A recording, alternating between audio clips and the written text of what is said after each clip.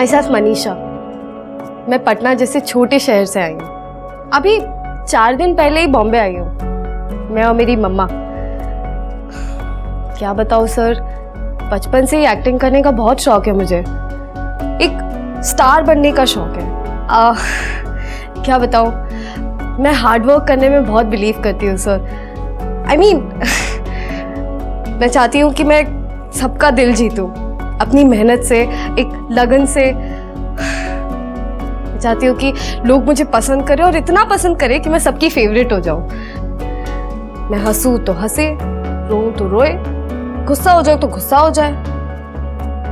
और जब मैं मर जाऊँ ना सर, तो मैं चाहती हूँ कि लाखों की तादाद में लोग आए मुझे देखने के लिए, शोक मनाए, इतना रोए जैसे कि मेरी फैमिली रो रही है। बड़े अजीब सपने हैं तुम्हारे। है तो सर, पर जो है यही है।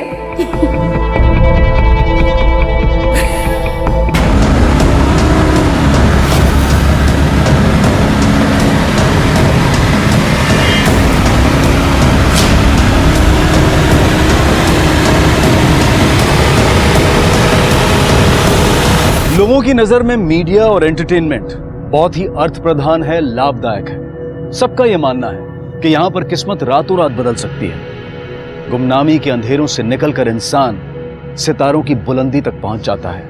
पलक झपकते ही यहां पर पैसा, नाम, शोहरत सब कुछ मिल जाता है।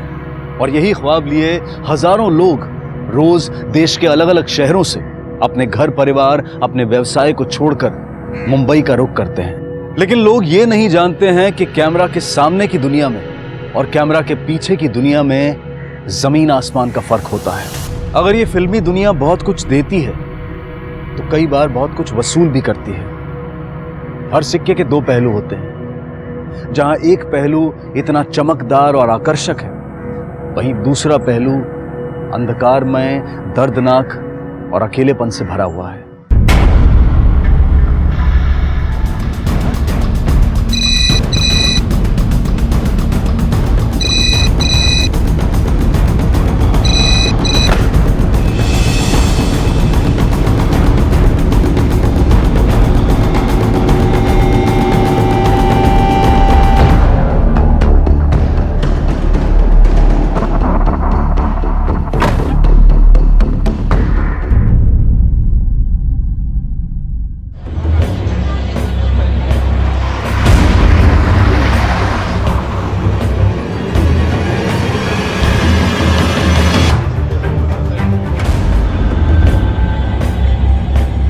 देखिए, आप लोग अंदर नहीं जा सकते, रुकिए। देखिए, मुझे मनीषा को देखना है। नहीं, आप अरे लेकिन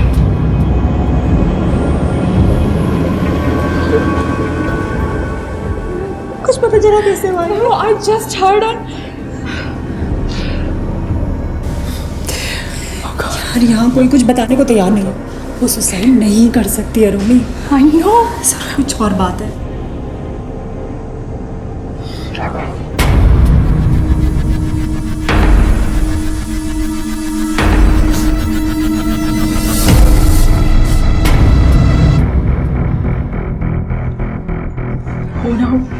किसी ने कुछ किया होगा। मुझे भी इस पर शक है। इसे फांसी होनी चाहिए।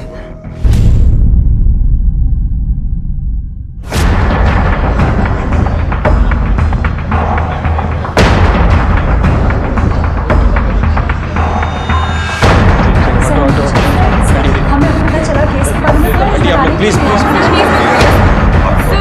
अंदर नहीं जाने देना सर, शांत रहिए। देखिए, हमें भी अभी पता चला, हम ऐसे कुछ नहीं बोल सकते। आप कोशिश कर रहे हैं सर, हम कोशिश कर रहे हैं। प्लीज आप पोस्टमार्टम में किसी भी तरह की लापरवाही नहीं होनी चाहिए, क्योंकि अगर गलत खबर बाहर गई तो र्यूमर्स फैलने के ज्यादा चांसेस हैं।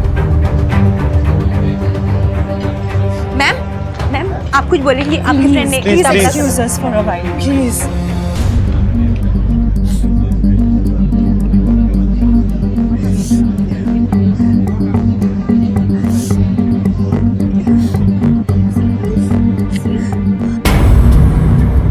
मार्क्स देखो। ये ना, आई एम टेलिंग यू, ये सुसाइड नहीं हो सकता, ये मर्डर ही है। ये ना राघव ने किया, मैं कह रही हूँ। तुम्हें कुछ करना चाहिए।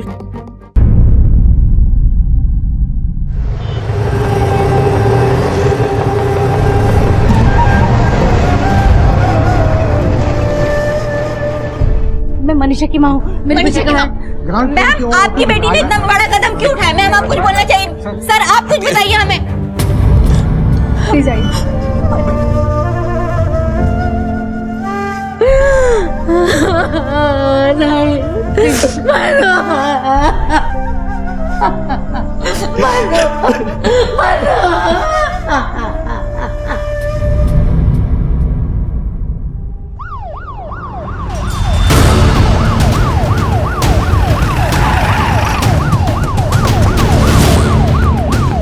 कौन सा फ्लैट नंबर है? 102 साहब। 102।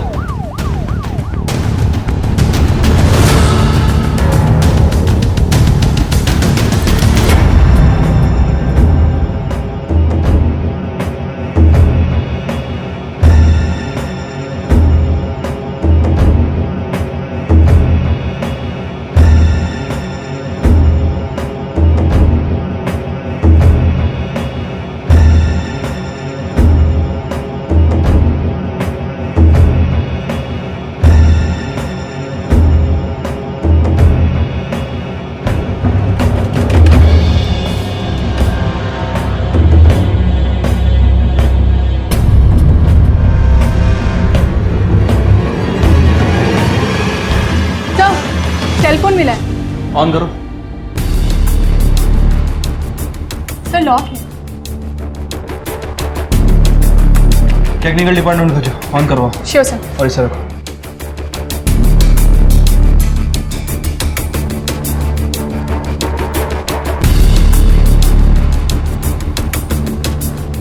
सर, अंदर से ये लड़के के कपड़े, रेजर और शेविंग मिला।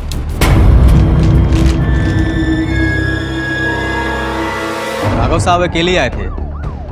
करीब शाम के 4-5 बज रहे होंगे साहब।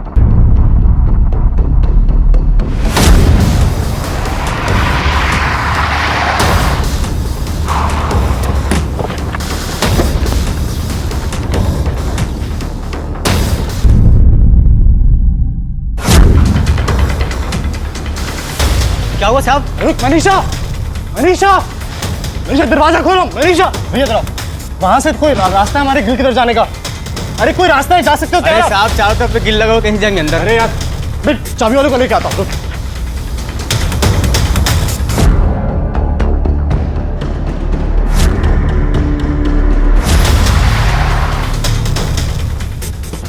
भैया जल्दी चलो, जल्दी चलो, जल्दी चलो।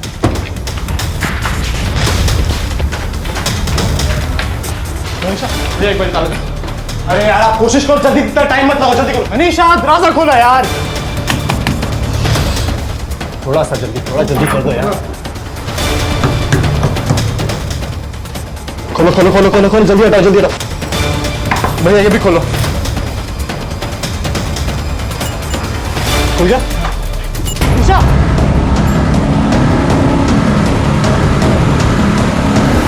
सर चाबी वाला यहीं पास के मार्केट में बैठता है। साहब, मैंने तो सिर्फ जाकर दरवाज़ा खोला था। और हाँ साहब, बाद में साहब के साथ दुपट्टा काटने में मदद की थी। उसके बाद साहब मेरे को कुछ नहीं मालूम।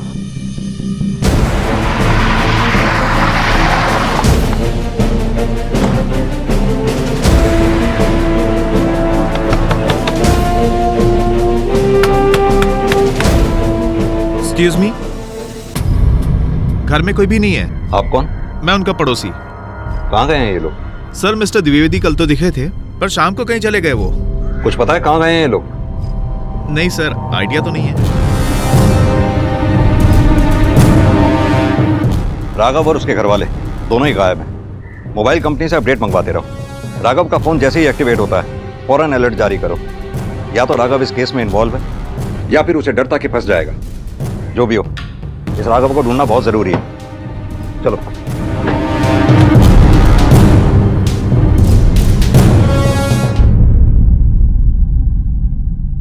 क्यों किया होगा ये सोच सोच कर ही हम पागल हो रहे हैं। ऐसा कुछ था ही नहीं, फिर अचानक ही। पहले से ही टैलेंटेड थी वो, बचपन में सीधा स्टेज पर जाकर बिना किसी झिझक, बिना किसी डर के एकदम नेचुरल। हमने भी उसे हमेशा बढ़ावा दिया, सपोर्ट किया उसका। 18 साल की उम्र में उसे पहला ब्रेक मिला। हमने सोचा अब काम के सिलसिले में मुंबई रहना होगा, इसलिए मैंने भी शिफ्ट कर लिया।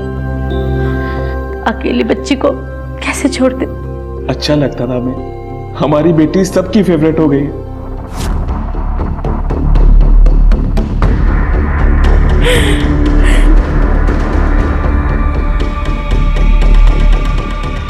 ठीक है, हम चलते हैं।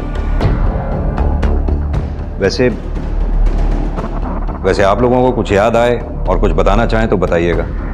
PSI नीरज का नंबर है आप लोगों के पास।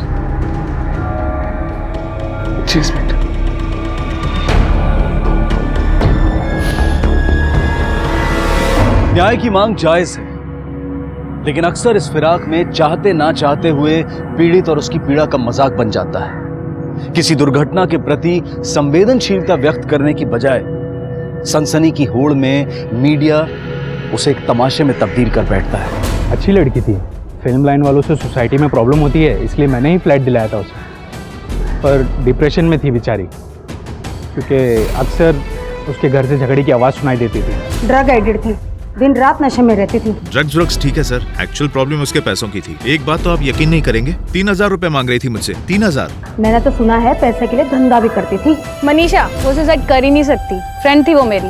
ये सब उसके बॉयफ्रेंड राघव का किया हुआ है। हर कोई जासूस बनकर अपनी अधूरी तहकीकात के बेसिस पर लांछन लगाने लगता है, बेबुनियाद अटकलें करने लगता है।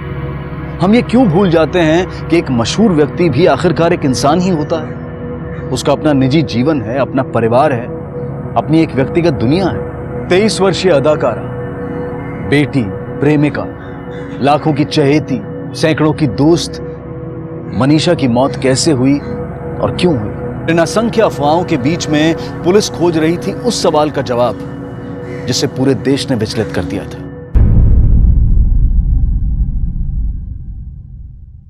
लिगेचर मार्क्स, लिप्स, जुबान का बेस नीला पड़ गया है, स्लाइटली एलोंगेटेड नेक। क्लियर है सुसाइड केस है। डॉक्टर, क्या ऐसी पॉसिबिलिटी है कि मनीषा को किसी और ने लटकाया हो? Not possible.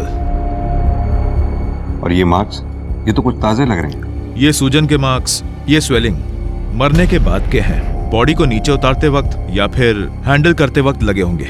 और ये जो जॉज के नीचे निशान है और पेट के बगल में जो निशान है वो काफी पुरानी इंजरीज के निशान हैं। यही कोई 4-5 महीने पहले के हैं। मीडिया में इस तरह की बातें फैल रही हैं कि मनीषा ड्रग्स एडिक्ट थी। मुझे नहीं लगता कि वो ड्रग एडिक्ट थी।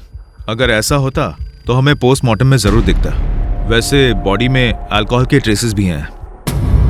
सर, इसके पड़ोसी और गार्ड ने बताया था कि पिछली रात किसके घर में पार्टी हुई थी। और वो दवाइयाँ जो मनीषा के घर से मिली थी, उसे हम चेक कर रहे हैं। शायद हो सकता है कि उसने डिप्रेशन के लिए लिया हो। एक बार डिटेल रिपोर्ट आ जाने दीजिए, हम आपको क्लियरली कह देंगे। ठीक है डॉक्टर। ओके। सर, बहुत कॉमन केस है। सेलिब्रिटी थी ना, इसलिए मीडिया और लोग तरह तरह की बातें कर रहे हैं। ड्रग लेती थी, ये करती थी, वो करती थी। प्रॉब्लम ये नहीं है नीरज, प्रॉब्लम ये है कि इस केस में सबको बयान देने का शौक। इन बयानों पे हम रिलाई ही नहीं कर सकते। कौन सच बोल रहा है, कौन झूठ बोल रहा है, कौन सिर्फ अंदाजे से बयान दे रहा है, कुछ भी कह पाना मुश्किल है।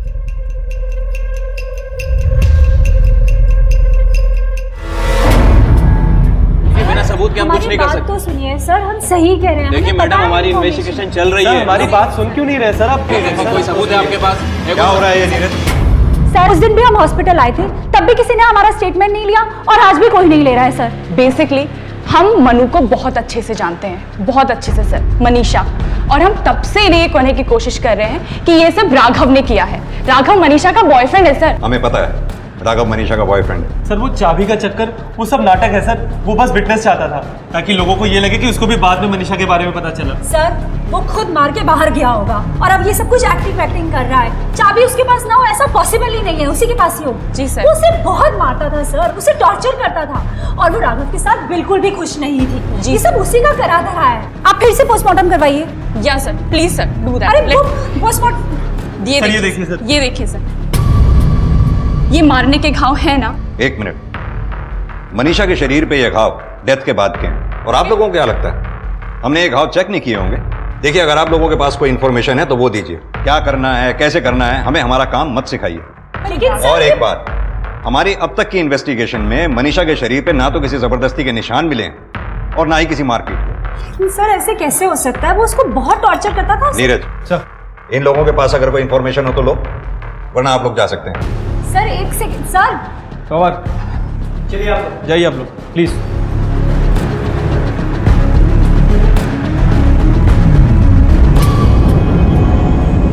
व्हाट द हेल यार, यहाँ कोई कुछ कर ही नहीं रहा है। इनको पता है कि मीडिया की नजर है इन पर, इसलिए ये लोग इन्वेस्टिगेशन का सिर्फ ड्रामा कर रहे हैं। But we must do something for Manisha. Listen, एक काम करते हैं, हमें प्रेस कॉन्फ्रेंस बुलानी चाहिए। इनफैक्ट मैं तो कहती हूँ उसके मॉम डैड को भी बुलाते हैं, वो आएंगे तो ज्यादा इफेक्ट पड़ेगा। सही कह रही हो।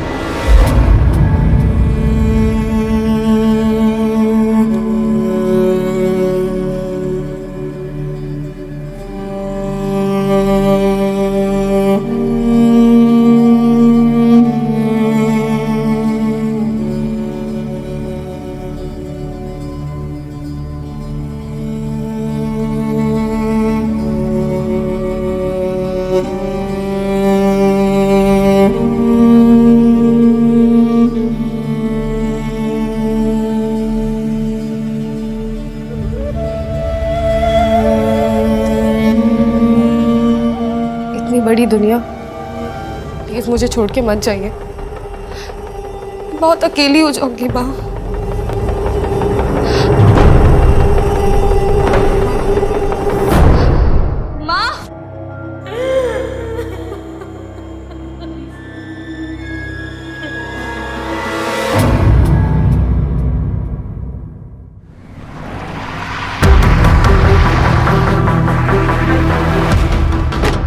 सर, मनीषा के फाइनेंशियल स्टेटमेंट को चेक किया। सर, उसे पैसों की प्रॉब्लम तो थी, लेकिन इतनी भी नहीं। नीरज, ये मनीषा के इनकम पैटर्न देखकर क्या लगता है तुम्हें? ये जो लोग उसके प्रोस्टिट्यूशन की बातें कर रहे हैं, कहीं ऐसा तो नहीं इसी वजह से उसके पछतावे में आकर उसने सुसाइड कर लिया? नहीं सर, मनीषा की जितनी भी इनकम हुई है सभी को वैलिडेट किया। सर, सारे के सारे पैसे किसी ना किसी असाइनमेंट के बदले प्रोडक्शन कंपनी के थ्रू ही आए हैं। और सर, रही बात प्रोस्टिट्यूशन की, तो मैंने इस एंगल में भी काम किया है। मनीषा के गार्ड और पड़ोसी, इनसे भी बात की है। सर, उन्हें नहीं लगता कि मनीषा इस तरह की लड़की है। सर, टीवी पर न्यूज़ देखिए।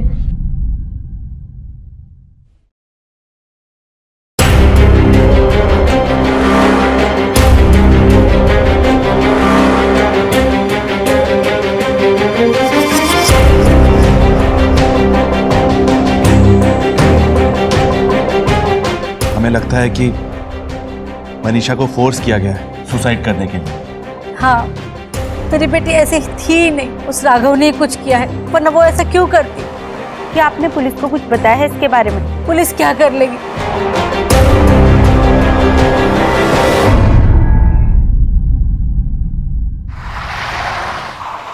देखिए, मैं आप लोगों से सिंपल सवाल पूछ रहा हूं। अगर आप लोगों को राघव पर इतना ही शक था तो आपने हमें पहले क्यों नहीं बताया? आप डायरेक्टली हमारे पास आते, हम तो खुद आए थे आपसे मिलने। वो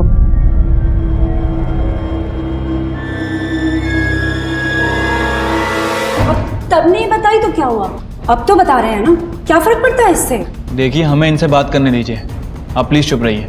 प्रीति, मैं बिल्कुल ठीक बात कह रही हूँ, आप लोग मेरी बात ढंग से सुन नहीं प्लीज आप रहे। जाइए।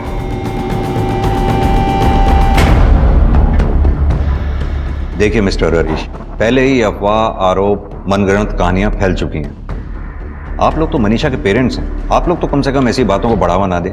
जो फैक्ट्स है उसी पे बिलीव करिए, सच खुद ब खुद सामने आ जाएगा।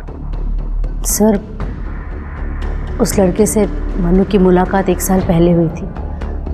उसके किसी कॉमन फ्रेंड ने उसे मिलवाया था। सच कहूँ तो लड़का मुझे पहले अच्छा नहीं लगा। मनु समझदार थी, इसलिए हमने उसे कभी रोका टोका नहीं, उसे पूरी छूट दे दी। मनु के साथ मैंने भी शिफ्ट कर लिया था। धीरे धीरे राघव भी यहाँ आके रहने लगा। हमने सोचा हमारी बेटी जानती है वो क्या कर रही है, और वैसे भी मुंबई में ये सब तो चलता है, लोग थोड़े फॉरवर्ड टाइप्स के रहते हैं, इसके लिए हमने कुछ नहीं कहा। पहले पहले तो सब ठीक था, उसके बाद राघव ने मन्नू को हमारे खिलाफ भड़काना शुरू किया। सर, वो मन्नू को इस्तेमाल कर रहा था, पर मन्नू उसे शादी करना चाहती थी। वो बात बात पर बात को टाल जाता था। अब पूछिए ना उस लड़की से जो उसके घर पे काम करती थी, उसी के सामने सब कुछ होता था।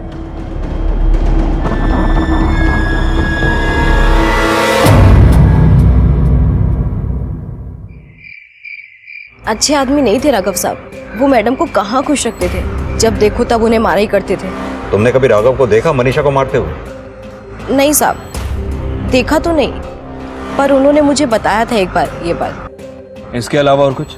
मैडम बहुत प्यार करती थी साहब से, यहाँ तक कि वो उनसे शादी भी करना चाहती थी। पर राघव साहब जब भी ये बात सुनते थे वो हमेशा टाल दिया करते थे। शायद से उनकी कोई गर्लफ्रेंड थी, मैंने ऐसा सुना था उनको झगड़ते टाइम। ठीक है, आप जा सकती हो।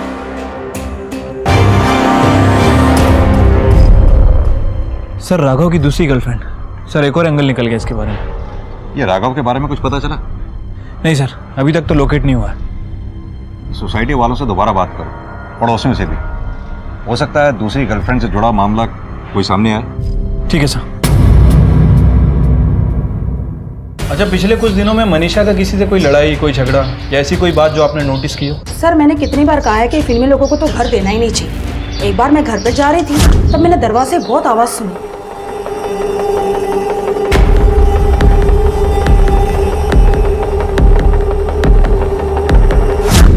Thank you.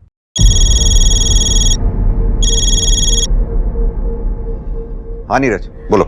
सर, माला और पड़ोसियों ने राघव की जिस एक्स गर्लफ्रेंड के बारे में बताया था, सर उसका पता चल गया। सर, विद्या कपूर नाम है उसका। एड्रेस भी मिल गया और मैं वहीं जा रहा हूँ। उसे बात करो और मुझे इन्फॉर्म करो। Okay sir. राघव मेरा एक्स बॉयफ्रेंड था और वो जो झगड़ा हुआ था वो ऑलमोस्ट 6-7 महीने पहले की बात है। उसके बाद तो सब कुछ ठीक भी हो गया था। इनफैक्ट हम अच्छे दोस्त भी बन गए थे। और जिस दिन मनीषा ने, उसके जस्ट एक रात पहले हम सब उसी के घर पर थे। एक्चुअली वहाँ पार्टी थी। अगर हमारे भी झगड़ा हुआ होता तो मुझे क्यों बुलाती? और रही बात मनीषा और राघव की, तो उन दोनों में भी सब कुछ ठीक था, तभी तो साथ रह रहे थे। जिस रात घर में पार्टी थी, उस रात कितने बजे निकली आप वहाँ से? कुछ सुबह के 7 बजे होंगे, और तभी भी मनीषा बहुत अच्छे मूड में थी। मुझे तो एक सेकंड के लिए भी नहीं लगा था कि कुछ ही घंटों में वो यूँ अपने आप को।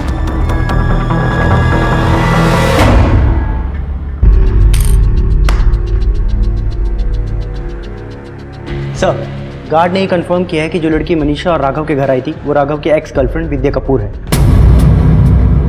सर, मनीषा का बॉयफ्रेंड राघव अपने लॉयर के साथ आया है। सर, ये बहुत डिस्टर्ब था और काफी टूट चुका था। ऊपर से मीडिया का ये सर्कस, मुझे पता था ऐसा कुछ होगा, इसलिए से कुछ समय के लिए दूर लेकर चले गए थे। अपसेट था सिर्फ इसलिए दूर ले गए थे या फिर मीडिया में देखकर अपना बयान बदल सके इसलिए? सर, मीडिया के बारे में तो आप जानते ही हैं, सब अटकलें लगा रहे हैं। किसी के पास कोई ठोस इन्फॉर्मेशन नहीं है। वैसे भी कुछ लोग स्पॉटलाइट में आना चाहते हैं, कुछ लोग तो इसे मर्डर भी बता रहे हैं, लेकिन किसी में कोई सच्चाई नहीं है। आप जानते हैं, मेरे बेटे को बचाना भी था ना, इसलिए दूर लेकर चला गया था। और हम सच ढूंढ निकालना चाहते हैं। बाहर मीडिया में क्या हो रहा है, इससे इन्वेस्टिगेशन का कोई लेना देना नहीं। राघव, हम तुमसे सीधा जानना चाहते हैं। सर, झूठ बोल रहे हैं सर सबके सब। सर, जिस तरह से उसके दोस्त हॉस्पिटल मुझे देख रहे थे ना, सर मैं तभी समझ गया था कि वो मुझे फंसाने वाले हैं। इसलिए जब न्यूज़ मिली कि मनीषा नहीं रही, मैं इमीडिएटली उसके पेरेंट्स को इन्फॉर्म करके वहाँ से चला गया। सर, मेरी लाइफ तो पूरी 1 सेकंड में ख़राब हो गई। उस दिन एग्जैक्टली क्या हुआ था वो बताओ। सर, 7 बजे तक हमारे घर में पार्टी चल रही थी। उसके बाद सब लोग चले गए, हम सो गए। फिर कुछ 3:30 बजे के आसपास मैं उठा। मैं जब बाहर गया, मैंने देखा मनीषा फिर से दारू पी रही थी। सर, उसे आदत लग गई थी दारू पीने की।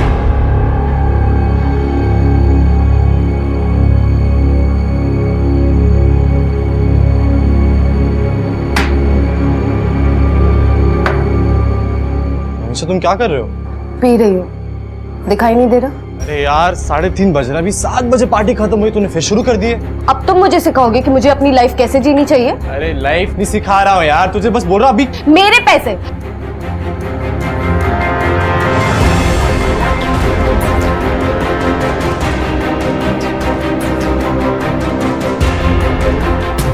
फिर मैं कुछ कुछ सामान लेने के लिए बाहर गया, उसका मुझे फ़ोन आया। बहुत घबराई और अपसेट साउंड करी थी, शायद माँ बाप से कुछ उसकी लड़ाई हुई होगी। फिर उसके बाद मुझे कहने लगी कि मैं कुछ कर लूँगी। तो जैसे उसने मुझे बोला, मैं भाग के घर गया। मैंने दरवाज़ा नॉक किया, उसने नहीं खोला, मेरे पास चाबी भी नहीं थी। फिर मैं नीचे गया, मैंने गार्ड को बुलाया सर। मैंने गार्ड को बोला कि ट्राई करे बालकनी से जाने की, लेकिन वो भी पॉसिबल नहीं हो पाया सर। उसके बाद मैं खुद भाग कर गया, चाबी वाले को लेकर आया सर। हमने दोनों ताले खुलवाए सर। उसके बाद जब हम अंदर गए रूम के, फिर मैंने... अजीब बात है ना, तुम कह रहे हो कि मनीषा अपने माँ बाप से अपसेट थी, वहीं मनीषा के माँ बाप कह रहे हैं कि मनीषा तुमसे अपसेट थी।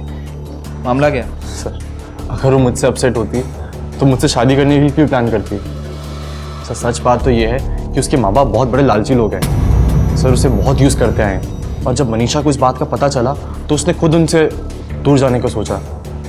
सर, आप बिलीव नहीं करेंगे, उसके पेरेंट्स ने लोन के लिए उसका एक झूठा एज सर्टिफिकेट बनाया ताकि प्रूव कर सकें कि वो एक अडल्ट है। हमने सुना है आपकी बेटी मनीषा आप लोगों का खर्चा उठाती थी।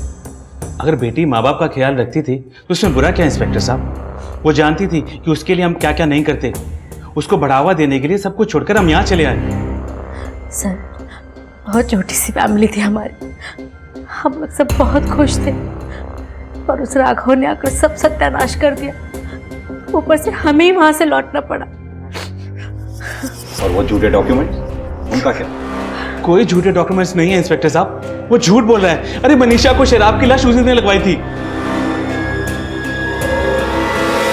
मनीषा के फादर का कहना है कि मनीषा को शराब की लत तुमने ही लगवाई थी। मैंने? सर, मुझसे मिलने से पहले वो शराब पीती थी, और उसे लत किसने लगाई? उसके बाप ने। सर, वो खुद शराबी है। मैं ड्रिंक करता हूं, लेकिन कभी कभी। इसका मतलब ये नहीं कि मैं शराबी हूं। इंस्पेक्टर साहब, कौन सा बाप अपनी बेटी को शराब की लत लगवाएगा? राघव की नजर मेरी बेटी की दौलत पर थी, और इसीलिए उसने हम दोनों को उससे अलग किया। सर, पहली बात तो ये है कि हम लोग एक बिजनेस क्लास फैमिली को बिलोंग करते हैं सर, ना कोई मेरे पास पैसों की कमी है, ना ही कोई लालच सर। सर, दूसरी बात, जब मैं मनीषा से मिला था उसके पास कोई काम भी नहीं था सर। एक और बात सर, मुझसे मिलने से पहले मनीषा के पास 3 साल तक बहुत काम था। इतना काम होने के बावजूद भी वो अपने माँ के साथ एक किराए वाले घर में रहती थी। सर, आप खुद बताओ मुझे कि मैं उसके पैसों बेचता था उसके माँ बाप। सर, सच तो ये है कि उसके माँ बाप उसको बार बार बाहर जाके काम ढूंढने के लिए कहते थे ताकि वो कमा के लाए और अपनी ये जरूरतें पूरी कर सके। ये है सर। राघव का कहना है कि आप लोग अपनी जरूरतें पूरी करने के लिए मनीषा पर दबाव डाल रहे हैं। कैसी जरूरत है सर? वो तो वैसे ही परेशान थी काम ना मिलने की वजह से। घर पे बैठ बैठ कर मेंटली ड्रेन हो चुकी थी। हमने देखा है उसे उस कंडीशन में, हमसे देखा नहीं गया। हम उसे हमेशा इनकरेज करते थे, इसीलिए हमने उसे कहा बाहर जाओ, लोगों से मिलो। लोगों से मिलोगी, कुछ काम मिलेगा तो सब ठीक हो जाएगा, वरना वो डिप्रेशन में चली जाती। ये सब हम उसके लिए कर रहे थे सर, अपने लिए नहीं। ये सब बोल रहे हैं राघव? आपको पता है, मनीषा के सारे डेबिट व क्रेडिट कार्ड अपने पास रखता था, बल्कि उन्हें यूज भी करता था। मनीषा का बैंक अकाउंट वही हैंडल करता था। उसकी दोस्तों ने आंखों से देखा है, उन्होंने बताया हमें इंस्पेक्टर साहब। सर, 24 साल की इंडिपेंडेंट लड़की थी वो। आप खुद मुझे बताओ सर, मैं फोर्सफुली कैसे उसके कार्ड्स अपने पास रख सकता हूँ? रखने देती वो मुझे? सर, आप खुद सोचिए।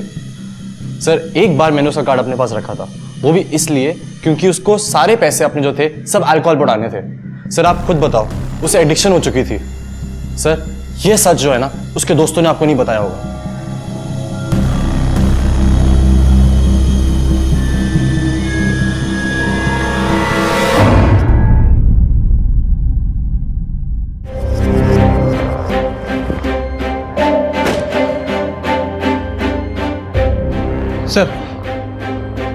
सर, मनीषा सुसाइड केस के चलते राघव के बारे में कुछ और बातें पता चली हैं। कैसी बात? सर, ये राघव छोटे मोटे फ्रॉड किया करता था और सारी औरतों से इसने 2 लाख से लेकर 3 लाख रुपए तक उधार ले रखे हैं बिजनेस के नाम पे, लेकिन उनके पैसे वापस नहीं किए। बहुत सारे थाने में इसके खिलाफ कंप्लेंट भी दर्ज है। सर, मैंने कोई फ्रॉड नहीं किया सर। सर, बिजनेस में रिस्क होता है, ये बात सब इन्वेस्टर जानते हैं। मैंने सारे पैसे बिजनेस में लगाए थे, अब बिजनेस फ्लॉप हो गया तो सब मुझे फ्रॉड बोलने लग गए। सर, आप मुझे बताओ। राघव, तुम्हें कुछ ये अजीब नहीं लगता? तुम्हारे मुताबिक तुम्हारे आसपास के सभी लोग झूठ बोल रहे हैं, इकलौते सिर्फ तुम ही हो जो सच बोल रहे हो। सर ऐसी बात नहीं है सर। ऐसा क्यों है कि अभी जो है सारी बातें बाहर आ रही हैं? खुद सोचिए सर, ये सब लोग सिर्फ और सिर्फ पब्लिसिटी चाहते हैं और कुछ नहीं। सब लोग मेरे बुरे वक्त का फायदा उठाना चाहते हैं, ये सच है सर। मैंने आपको पहले भी कहा हुआ है, अगर आप चाहो तो मेरे और मनीषा के बैंक अकाउंट चेक कर लो सर। उसके अकाउंट से मेरे अकाउंट में कभी कोई ट्रांसफर नहीं हुआ। सब मेरे साथ हो रहा है सर, और आप मुझ पर शक कर रहे हैं। सर एक बात और मैं आपको बताऊं, हम लोगों ने तो इस साल के एंड में शादी करने का भी प्लान कर लिया था सर। दोनों ने बात डिसाइड की थी।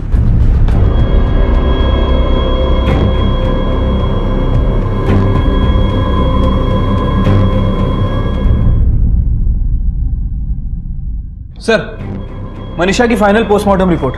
सर इसके हिसाब से मनीषा ने 2 महीने पहले अबॉर्शन करवाया था।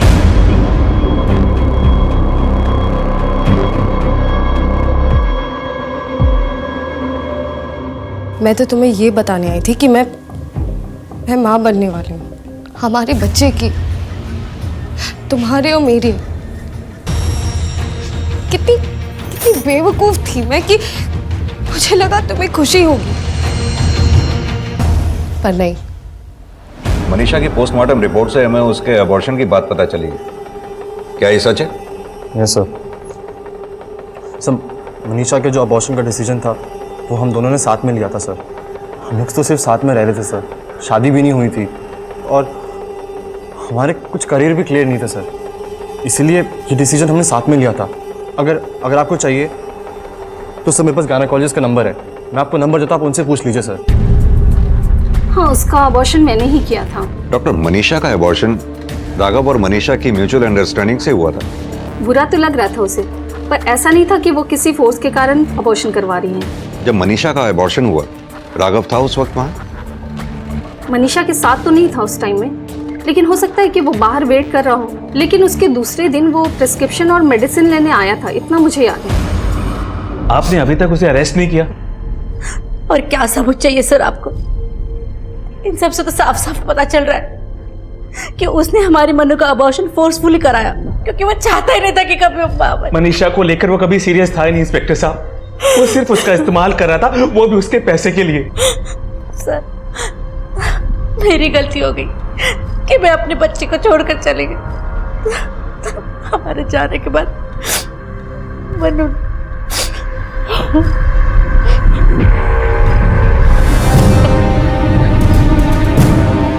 एक्चुअली वो वैसी थी नहीं, बहुत सीधी सादी थी, लेकिन उसके साथ के लोगों ने उसे बहुत उकसाया और उसका दिमाग खराब कर दिया। स्मॉल टाउन से आने वाली लड़कियों की यही प्रॉब्लम होती है, पार्टी करना, गाड़ियों में घूमना। इस वजह से उन लोगों का काम पे से ध्यान हट जाता है। सफलता, कामयाबी अक्सर क्षणिक, अक्सर अस्थिर होती है। ये फिल्म जगत इंसान को रातों रात शोहरत के शिखर पर तो पहुंचा देता है, लेकिन अचानक मिली इस कामयाबी, सफलता और दौलत को संभालना नहीं सिखाता। इसलिए बेहद जरूरी है कि हम इस चकाचौंध को अपने आप पर काबू ना पाने दें। याद रखें, कर्म ही पूजा है और अपने काम के साथ हमेशा ईमानदार रहें। शायद मनीषा ने औरों को निराश किया था, इसलिए दूसरों के द्वारा उसे निराश किया जाना भी शायद तय था। हो सकता है कि उसे सही समय पर सही सलाह ना मिली हो, या फिर सही मिली हुई सलाह की उसने उपेक्षा की हो। दूसरे प्रोफेशंस के कंपैरिजन में मनोरंजन जगत से जुड़े हुए कामों में दबाव और तनाव अधिक होता है। अपनी जीवन शैली को बरकरार रखने का तनाव, काम ना मिल पाने का तनाव, ज्यादा काम की वजह से व्यक्तिगत जीवन पर पड़ने वाले बुरे असर का तनाव। यहां किसी भी इंसान के साथ जुड़े जितने तथ्य होते हैं, उससे कहीं ज्यादा उससे जुड़ी अफवाहें होती हैं। दुख इस बात का है कि हम एक जीवन को खत्म होने से रोक नहीं पाए। आवश्यकता है पश्चाताप की, आत्मनिरीक्षण की। क्या हम अपने परिजनों के लिए वो सहारा बन पा रहे हैं जिसकी उन्हें जरूरत है? सर, मनीषा राजपूत का फोन अनलॉक हो गया है, उसमें आखिरी कॉल की रिकॉर्डिंग भी है। किसके साथ हुई थी उसकी आखिरी बात? सर, राघव द्विवेदी। हाँ मनीषा बोलो। राघव, तुम क्यों मुझे बार बार ऐसे ही छोड़ के चले जाते हो? मैं तुमसे बात कर रही हूँ Raghav, please try to understand. मुझ पे उंगलियां उठ रही है, मेरे कैरेक्टर पे उंगलियां उठ रही है, मम्मा पापा को भी धमकी मिल रही है। अरे क्या हो गया तुम्हें यार? इतनी छोटी सी बात को इतना बड़ा इशू क्यों बना रही हो तुम? छोटी बात? माय फुट छोटी बात। तुम्हारे लिए होगी छोटी बात, समझ गए? मेरे लिए नहीं है छोटी बात। मैंने अपनी इज्जत कमाई है राघव। ये तुम्हारे लिए छोटी बात है क्योंकि तुम्हारा ईगो बड़ा है। Hello hello Raghav, hello.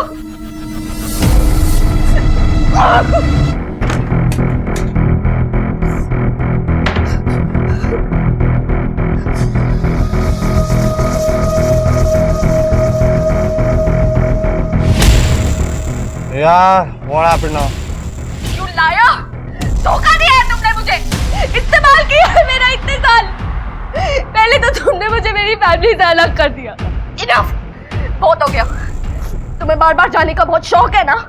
अब जाओ तुम और देखो मैं क्या करती हूँ। हेलो, अरे मनीषा मेरी बात सुनो। मनीषा मेरी बात सुनो। हेलो।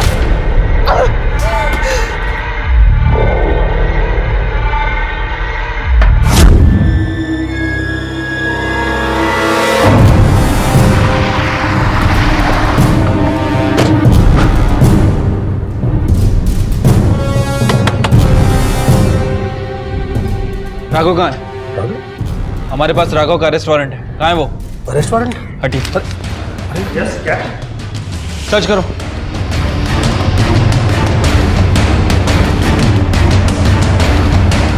चलो।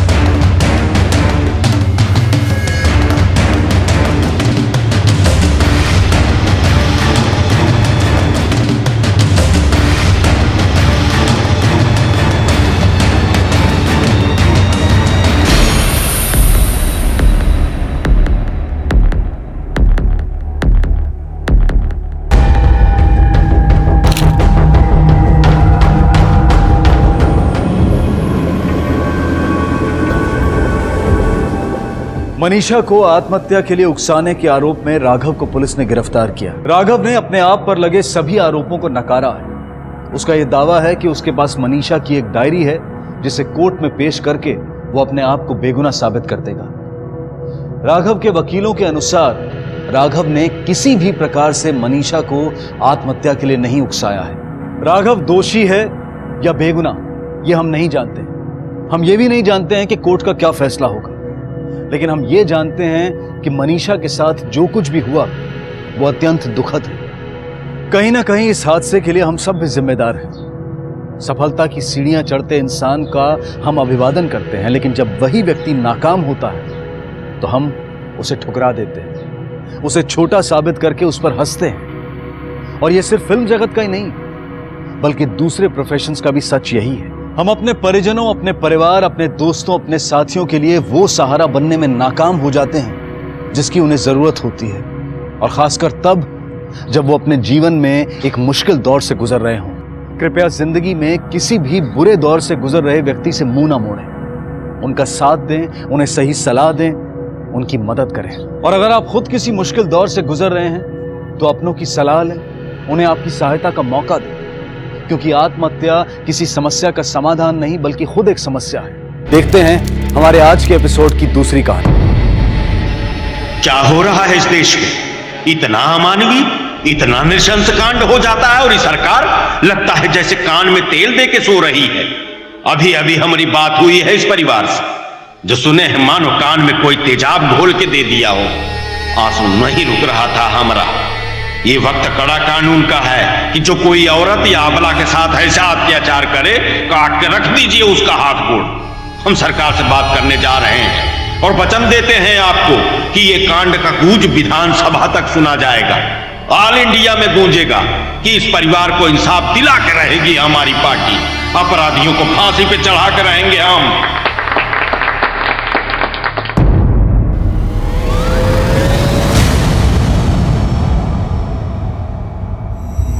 ले आओ।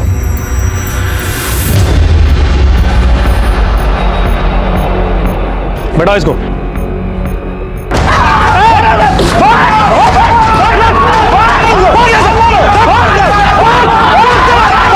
कानून तोड़ता तुम लोग, गिरफ्तार कर लेंगे तुम लोग को। गाड़ी लेके चल।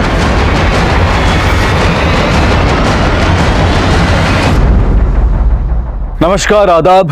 क्राइम पेट्रोल डायल 100 के ब्लैक हेडलाइन सप्ताह में आप सबका स्वागत है। आपसी रंजिश, पारिवारिक कलह और जाति दुश्मनियां अनेकों बार अपराध की वजह बनी हैं। कई दफा किसी एक व्यक्ति के प्रति हुए अपराध की वजह से जाति, समूह और वर्गों के बीच में कुछ तथाकथित दूरियां और शिकवा शिकायतें होती हैं और अक्सर इस क्रॉस फायरिंग में एक मासूम मारा जाता है। गांव सूजागंज, जिला भागलपुर, बिहार में हुआ यह जघन्य अपराध कुछ ऐसा ही था। इस दिल दहला देने वाले अपराध की गूंज कुछ ऐसी फैली कि पूरे राज्य को हिला गई।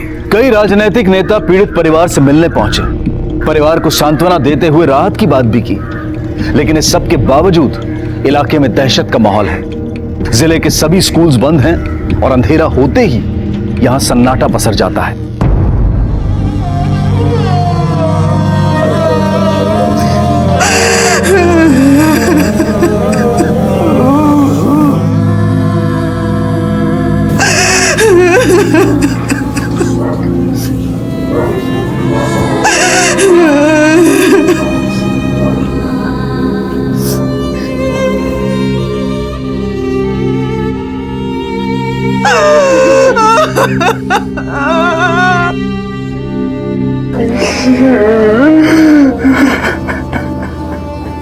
अभी अपन आंसू कंट्रोल में रख, कल बहुत रोना पड़ेगा। मंत्री जी पहुंच रहे इधर तोरा से मिले खातिर, तब कस के रोना और मांग लेना कंपनसेशन, मुआवजा मांगना है। मीडिया हो, पब्लिक अलग हो, हल्ला करी, मंत्री जी मना नहीं कर पाएंगे। बस मौके पे चौका मांग लेना अपन बेटी का पूरा कीमत। कीमत मांगेंगे हम अपनी बेटी का? साला हमारी बेटी मर गई और हम उसका कीमत मांगे, उसका इज्जत का कीमत मांगेंगे हम? कीमत नहीं मांगेंगे, फांसी मांगेंगे हम उन सब के लिए। हमारी बेटी का बोटी बोटी कर दिया, गोली मार देंगे, गोली।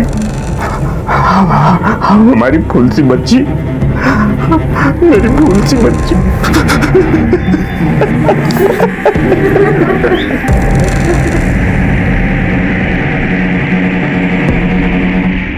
आखिर क्या हुआ एक मासूम प्रतिभाशाली लड़की के साथ? आखिर ऐसा क्या बीता कि खूबसूरत भविष्य मौत की गर्त में समा गया? मार लिया खुशबू ने चाचा। क्या हुआ? मैदान मार लिया। क्या हुआ? मार दी? आय दादा, किसको मार दी? अरे चाची, आप बिना मतलब कुछ भी। अरे कबड्डी में खुशबू ने ना मैदान मार लिया। सुजागंज हाई स्कूल टूर्नामेंट जीता है। 16 पॉइंट तो अकेले अपने खुशबू के थे, मेडल मिला उसको, मेडल। अरे वाह, अरे वो देखो आगे। वाह बिटिया, वाह बिटिया, वाह बिटिया, दिखा दिखा मेडल कहाँ है? अरे वाह, वेरी गुड बिटिया, वेरी गुड।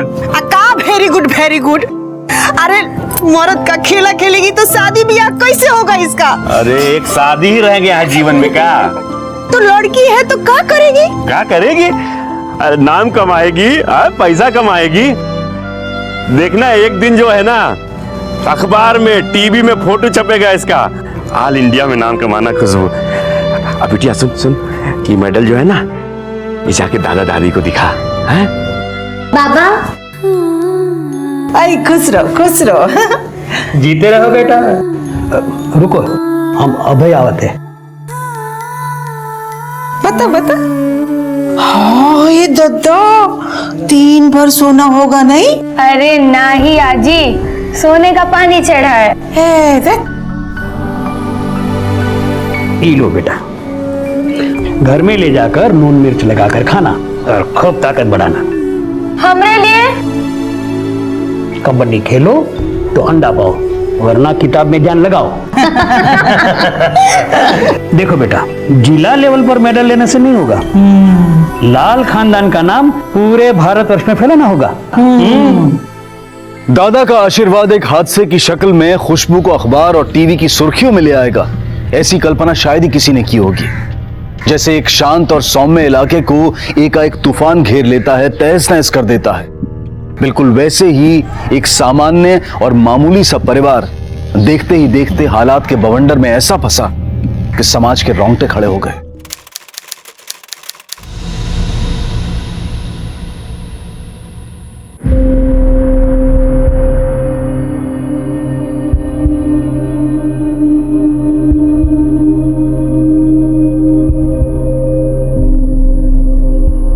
क्या हुआ?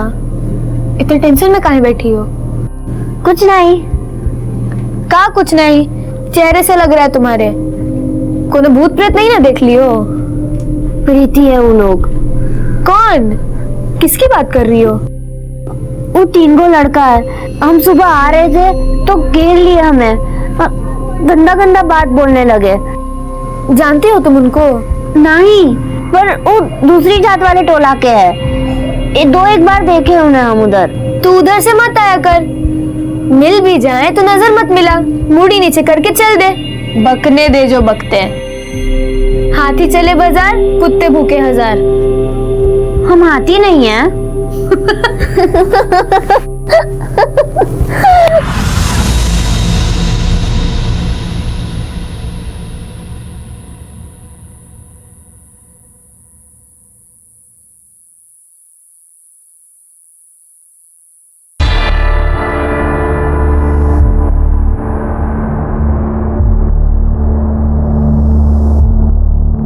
तरकारी कैसा बना है कुछ बोल ही नहीं रहे हैं। अच्छा बढ़िया बना, तो रोज का मटर ही बना देती हो? हाँ तो हरियर सब्जी लाइएगा बाजार से तो बना देंगे। हाँ कल लेते आएंगे। चलो चलो खाओ, देख क्या रहे हो? खाओ खाओ सब लोग।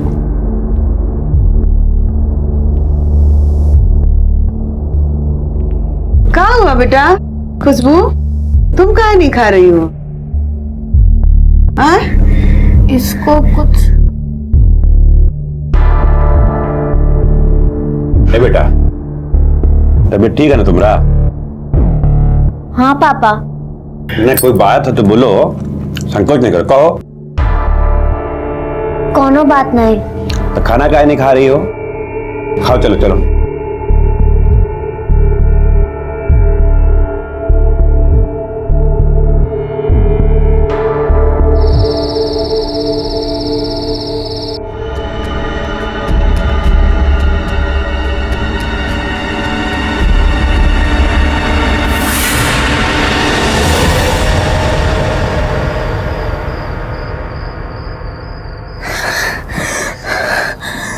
क्या हुआ?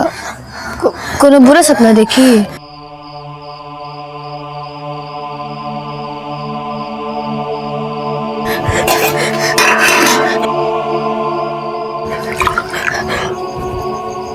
दीदी तू कुछ बोलेगी कि बस? दीदी बोल ना।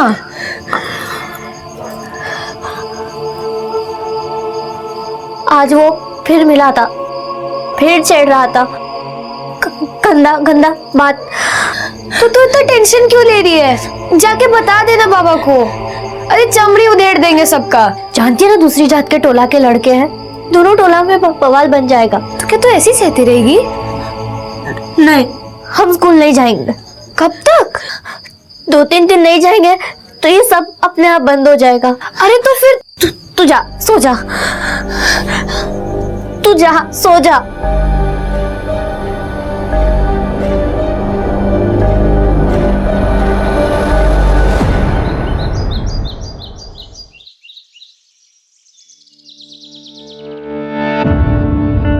खुशबू अभी तक सोए रही हो?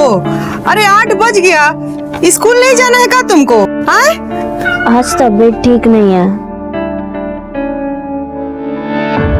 आज आराम करो। हाँ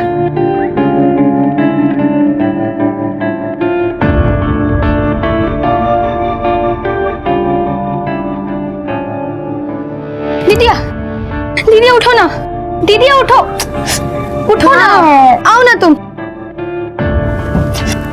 आओ जल्दी, पहले इधर आओ। क्या हुआ बताओगे? अरे तुम आओ ना पहले, ये देखो।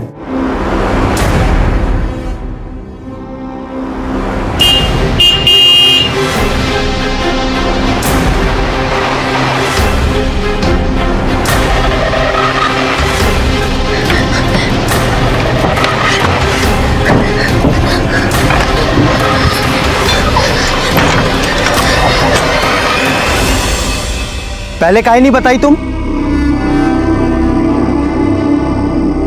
हमको लगा बेकार में। ये मृदुला तो बड़ा चढ़ा के बोल रही है। हम कहाँ बड़ा चढ़ा के बोल रहे हैं? रोज रास्ता छेक रहे हो तुम्हारा, इसलिए तुम तो स्कूल भी नहीं जा रही हो। बस बहुत हो गया, कल से तुम लोग स्कूल जाना शुरू करो। हम अपने दोस्त लोगन से बात करते हैं, ऐसा पिटासन देंगे ना, हाथ पैर तोड़ के अगर गर्दन में नहीं लटका दिए ना तो भैया बोलना छोड़ देना हमको। तुम लोगन का तो छोड़ो, अपना टोला के किसी लड़की पर नजर उठा के नहीं देख पाएंगे वो लोग।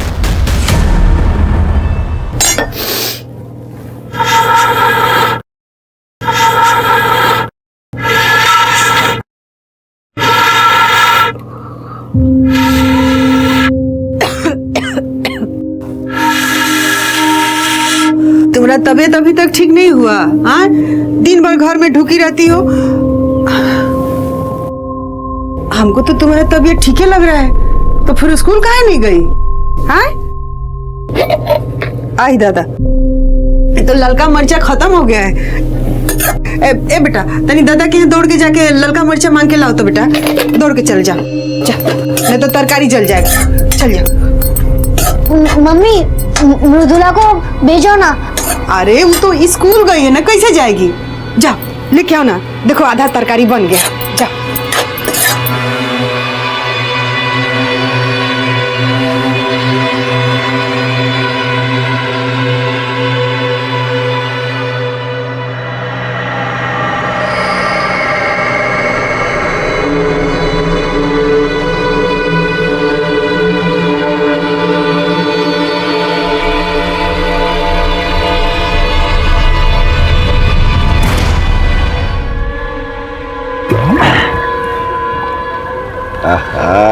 आज तो मजा आ गया प्रदीप।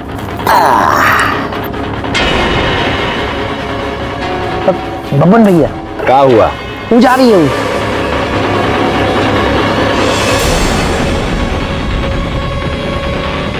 जा रही है तो वापस भी जरूर आएगी इसी रास्ते से।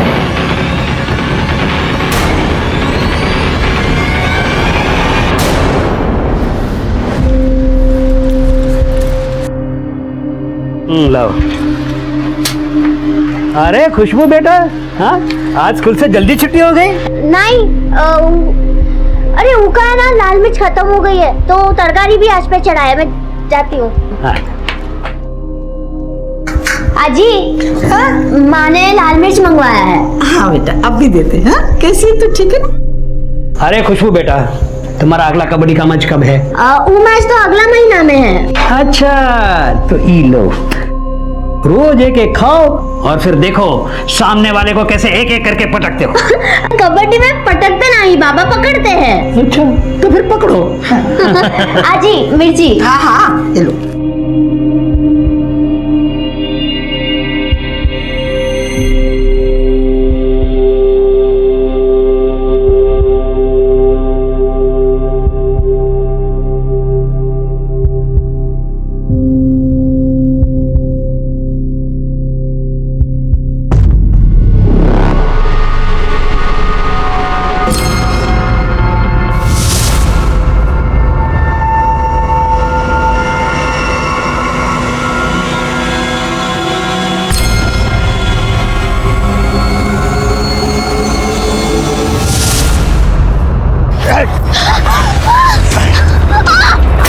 मम्मी, मम्मी, अरे खुशबुआ कहाँ रह गई?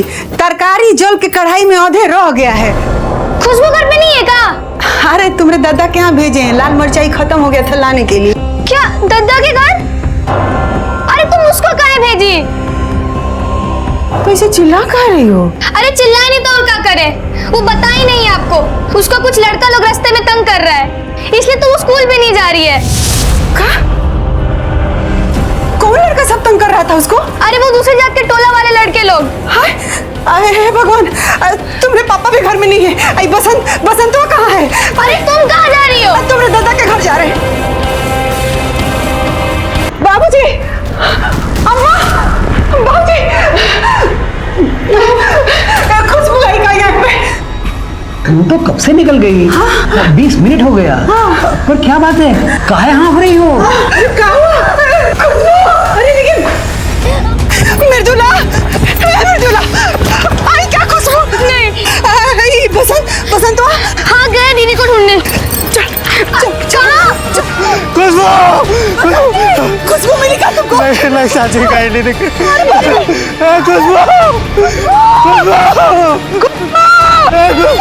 खुशबू, ये तो खुशबू का साइकिल है। खुशबू, खुशबू,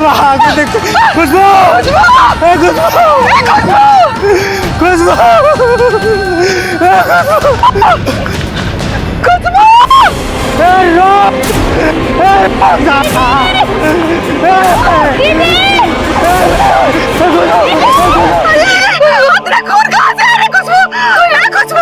खुशबू, उठ बेटा, घर चलो बेटा। मम्मी तो मर गई है, मर गई है।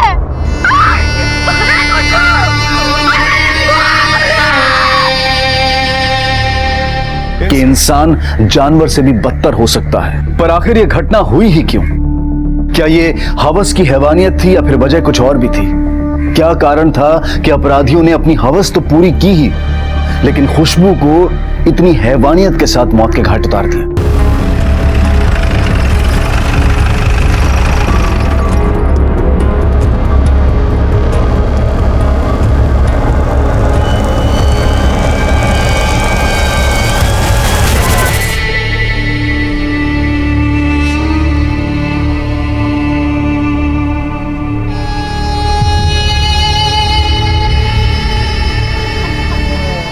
कूट कूट के मारा है सर।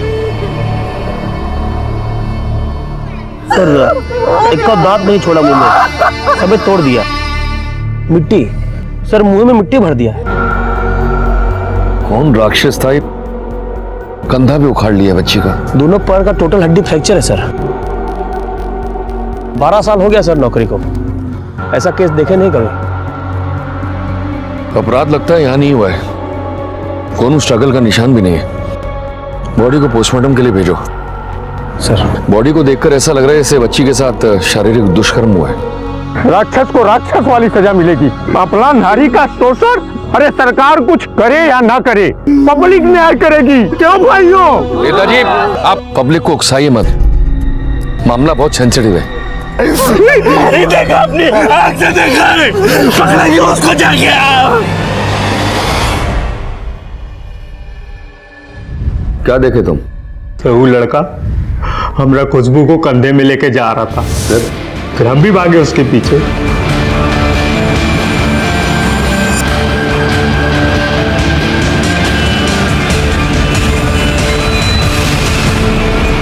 तो रुक काहे गए, आगे क्यों नहीं गए? सर वो टोला दूसरे जात वालों का, हम लोगों का 36 का आंकड़ा चलता है उनसे। अगर हम अंदर जाते ना तो वो लोग हमको काट के फेंक देते। जिसके पीछे तुम भागे उसको पहचानते हो? सर बब्बर नाम है उसका, ज्यादा नहीं जानते, लेकिन अगर सामने आया ना तो काट के फेंक देंगे, कसम से बता रहे। डेरा देखे उसका?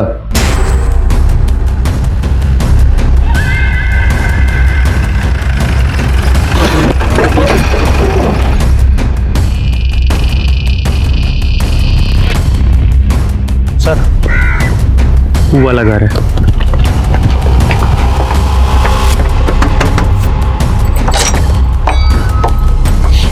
बबन का है।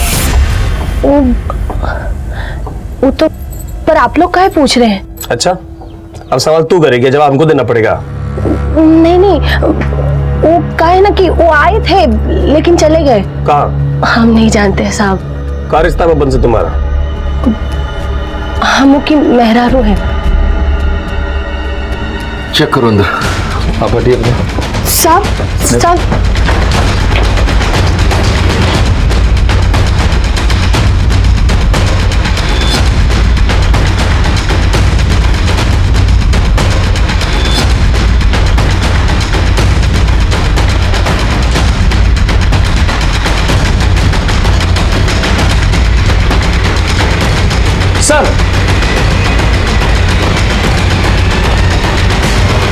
ये देखिए।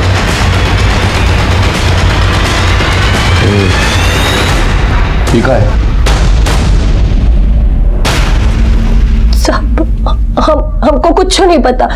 वो आए और बोले कि कपड़ा में गुलाल लगा है तो आके धो दी। अरे आप कहे कपड़े धोने बैठ गए, हम कर ले। और ये कहाँ लग गया आपकी कमीज में? अरे कुछ नहीं है, गुलाल लग गया थोड़ा। वो कपड़ा कहाँ है? वो तो अपने साथ ही लेकर चले गए। ये पानी का सैंपल लीजिए और फॉरेंसिक के लिए भेजिए। जी सर।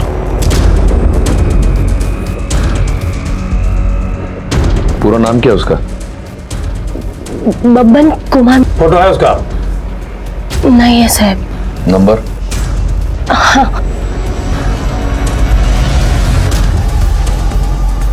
वर्मा जी, ये नंबर ट्रैक पर लगाओ। जी सर। अपना एक आदमी सिविल में यहाँ लगवाइए। रिश्तेदार और दोस्तों का जांच पड़ताल कीजिए। हो सकता है किसी के घर में शेल्टर लिया हो। जी सर। सर, जहां अपराध हुआ तो स्पॉट मिल गया है।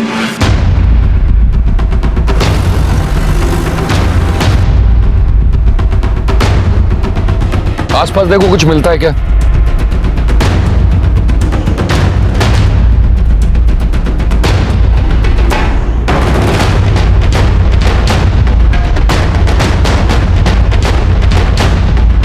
सर ये देखिए। देखो, इसका धागा भी कहीं होगा। जरूर किसी के गले में पड़ा होगा, खींचा तनी में टूटा है। और हाँ, ये खुशबू का फैमिली को जाकर दिखाओ। हो सकता है वारदात के समय उसके गले में ही हो। हटाओ ये।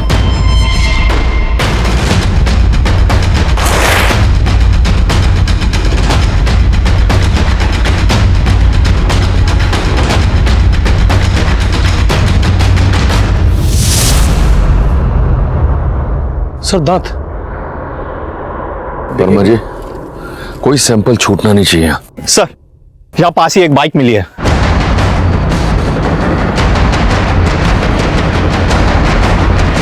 आरटीओ से पता करो गाड़ी का डिटेल। जी सर। सर, ये देसी दारू का बोतल भी मिला है बाइक के पास में।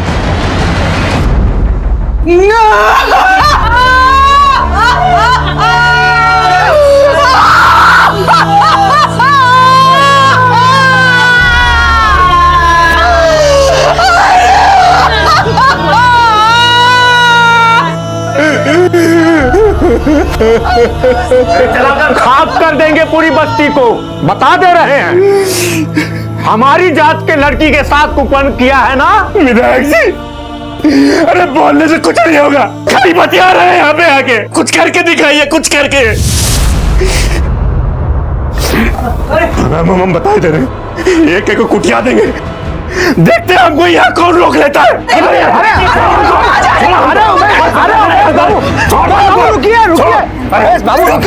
कहाँ जा रहे हो? हमारी बेटी को मार दिया। हमारी बेटी को थोड़े काट डालेंगे। हमारी बेटी को।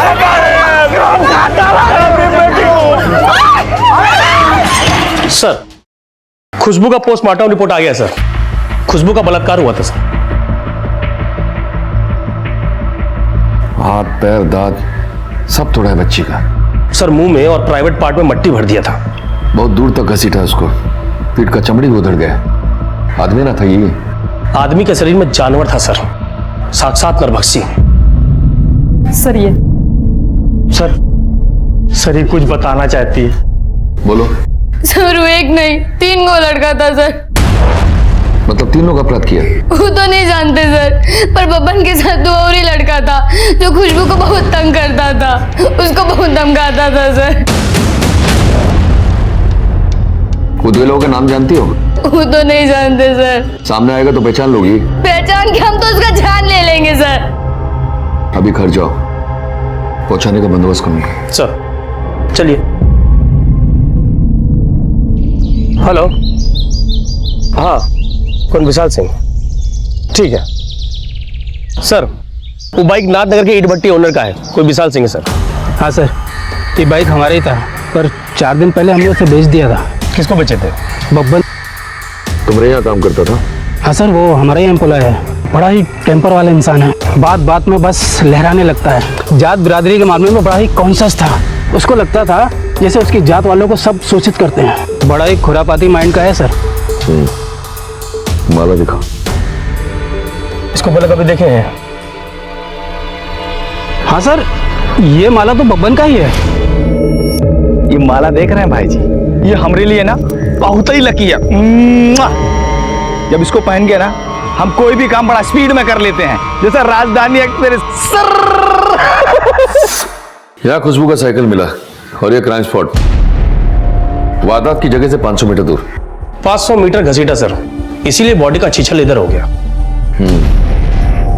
और ये बब्बन का बाइक क्राइम स्पॉट से 200 मीटर दूर मिला और बॉडी 700 मीटर दूर। सर, अभी अभी इंफॉर्मेशन मिला है कि कल सब पॉलिटिकल पार्टी हड़ताल करवाएगा। टोटल चक्का जाम, दंगा फसाद का भी आशंका है सर।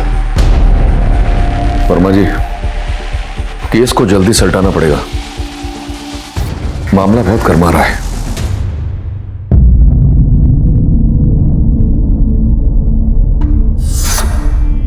भाग मनाओ कि तुम्हारा बाल इतना लंबा लंबा है। हाँ, जब कबड्डी खेलते समय हाथ की जगह वो चोटी धर लेता है ना कोई, तो ये चोटी भी परले बुझाने लगती है। बस एक बार हमारा सिलेक्शन हो जाए स्टेट लेवल में, उस दिन चोटी कटवा लेंगे हम रोज। अब ऐसा गलती मत करना तुम। अरे कबड्डी खेलना है हमें, हम तो कटवाएंगे।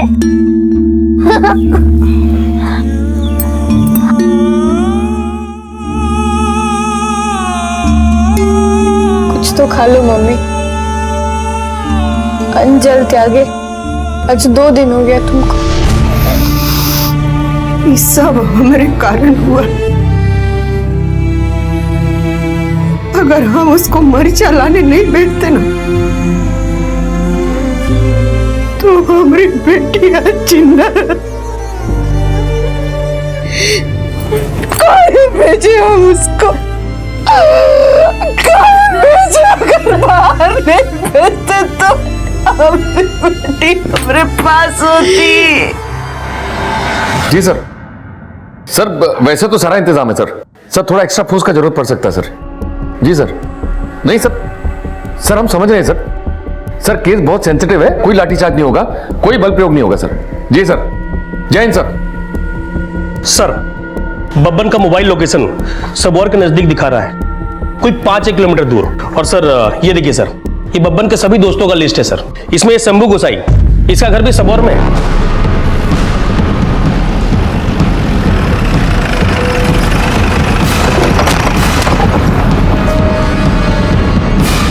सर वो वाला घर है। हाँ। दरवाजा पिछले 36 घंटे से बंद है।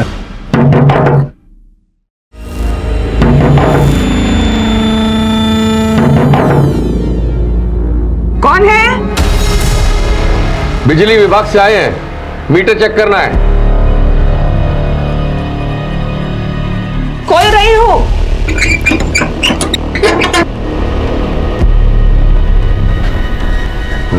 अरे सारे रूम चेक करो। वहां देखो।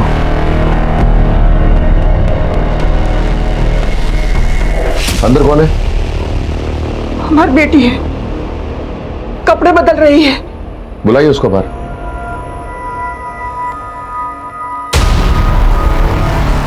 Yes sir. दरवाजा खोलो, दरवाजा खोलो, दरवाजा खोलो। सर।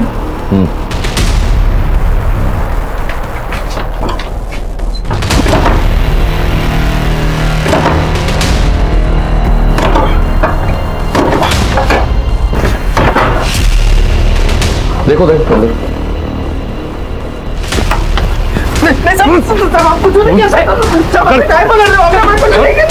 लेकर चलिए।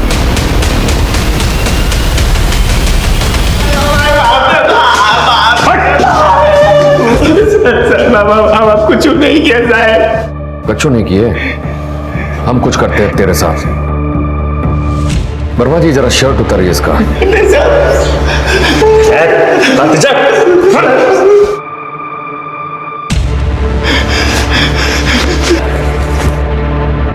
सर। हाँ, गंजी उतारिए अब इसका।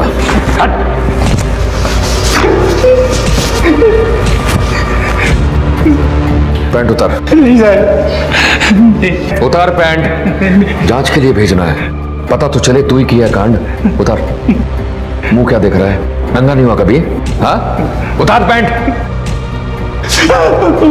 उतार रहे।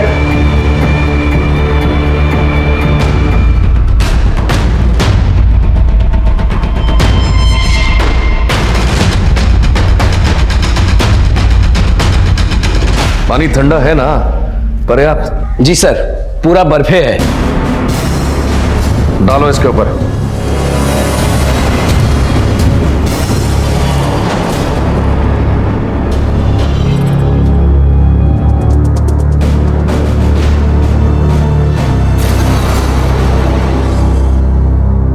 गर्मी हर्ट हुआ ना तुम्हारा? अभी तो शुरुआत है बाबू, अभी तो कुछ नहीं हुआ है। अगला बाल्टी बॉइलिंग वाटर है। अंग्रेजी समझता है ना? खौलता पानी। सब कुछ नहीं किए, कुछ नहीं किए, कुछ नहीं किया। कुछ नहीं किए। तू लोग और था ना तेरे साथ? नाम बता, नाम बता। लो बाल्टी, इस बार खौलता पानी लाना। जी सर। सब कुछ नहीं किए। तो बता नाम दोनों का। काम तो तू लोग ऐसा किया है कि फांसी भी हो जाए तो कम है, पर जान ले फांसी तो होगा। पहले भी नाम बताना शुरू कर। बोलेगा कि बाल्टी मंगाओ। ला रे बाल्टी। एक का नाम बच्चा बहुत और दूसरे का प्रदीप राय।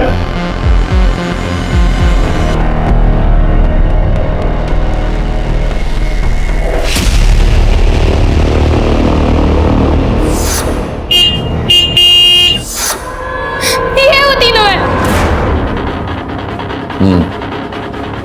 लेके जाओ इनको। ये बच्चा और प्रदीप का कपड़ा फॉरेंसिक में भेजो, कोर्ट में जरूरत पड़ेगा। सर।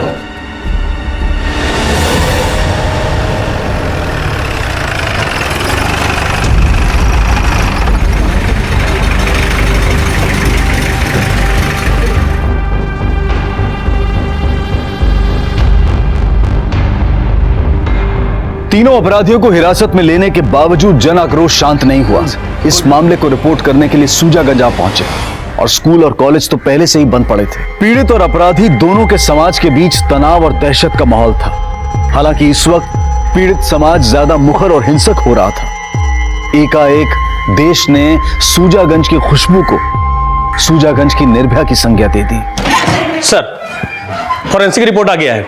बब्बन के नाखून में खुशबू का ब्लड और मांस का टुकड़ा मिला है। शर्ट और बनियान पे भी खून का निशान खुशबू का है, पैंट और अंडरवेयर पे भी। इसका मतलब कंफर्म यही लोग उसके साथ बलात्कार किया है। मन तो करता है जाकर चबड़ा तोड़ दूं सालों का। लड़की के शरीर पे दांत का निशान भी बब्बन से मैच करता है। सर, रिपोर्ट के अनुसार प्रदीप राय और बच्चा महतो के खिलाफ तो कोई केस ही नहीं बनता, लेकिन मोबाइल लोकेशन के हिसाब से दोनों वहीं पर था। सर, जो कुछ भी किया वो बब्बनवा ही किया है। और तुम दर्शक बने देखते रहे, है ना? सर, हम देखे ही थे, कुछ किए थोड़ी न थे। कैसे तुम कुछ नहीं किए? तुम्हारे सामने अपराध होता रहा, तुम रोके उसको? नहीं ना? तुम्हारे सामने अपराध हो गया, उसके बाद तुम पुलिस को इन्फॉर्म किए? नहीं ना? हाँ? अब जो कुछ उस दिन हुआ ना, साफ साफ बताओ। और जरा भी होशियारी किया ना तो तुम्हारा टेटवा दबा देंगे। बताओ क्या हुआ था उस दिन? वो बब्बन 2-4 दिन से वो लड़की को फॉलो कर रहा था। कांड होने के पहले लड़की वहां से क्रॉस की सर। जा रही है तो वापस भी जरूर आएगी इसी रास्ते से। थोड़ा इंतजार का मजा लीजिए। 15-20 मिनट में वो वहां से फिर लौटी। कुछ देर बाद उसका मिस कॉल आया और हम फिर वहां लौट गए। हमरा तो हो गया, अब तू दोनों भी लग जा। हम बोले ना, हमें कुछ नहीं करना है। नहीं करना है? हाँ प्रदीप बा, तोहरा मर्दानगी को भी बुखार आ गया है का? नहीं तो कोनो बात नहीं, हम इसको ऑफ कर देते हैं।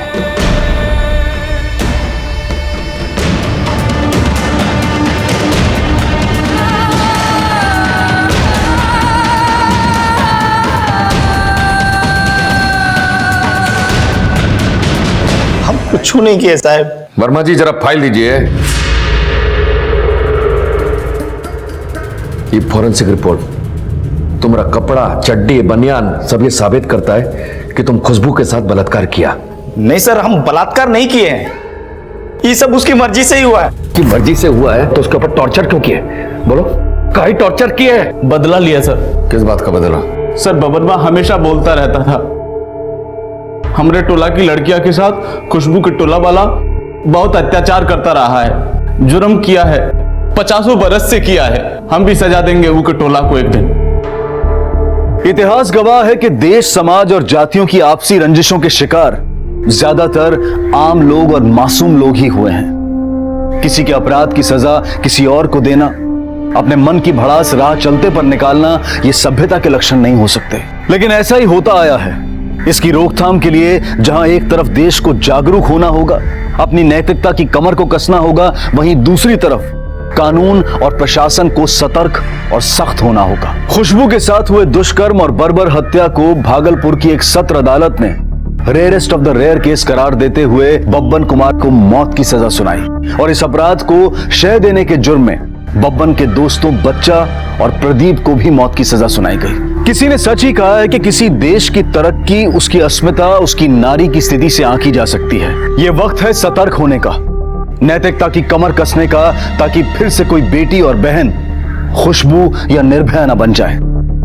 इसी के साथ अब मैं अनूप सोनी आपसे विदा लेता हूं। फिर मुलाकात होगी अगले एपिसोड में एक और चौंका देने वाले केस के साथ। तब तक अपना और अपने परिवार का ख्याल रखें और देखते रहें क्राइम पेट्रोल डायल 100। सबक एक को, सीख हम सबको। जय हिंद। इस तरह के और भी एपिसोड देखने के लिए हमारे चैनल को सब्सक्राइब करें और बेल आइकन दबाना ना भूलें।